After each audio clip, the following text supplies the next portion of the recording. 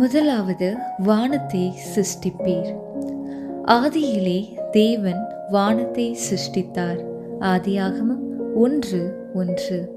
தேவனுக்கு முன்னரோ அல்லது தேவன் இன்றியோ யாதொன்றும் இருந்ததாக நாம் காண்பதில்லை.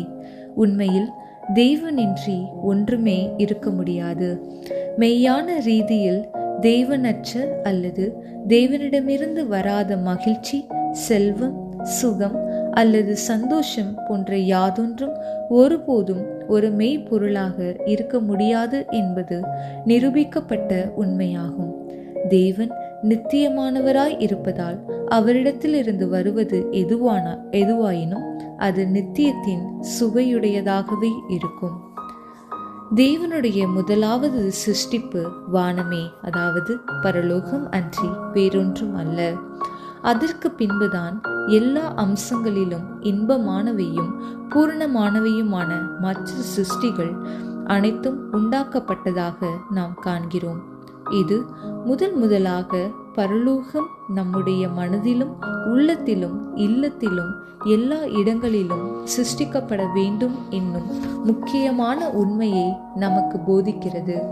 அப்பொழுது நம்முடைய ஜீவியத்தில் சகலமும் செம்மையாகவும் பூரணமாகவும் இருக்கும்.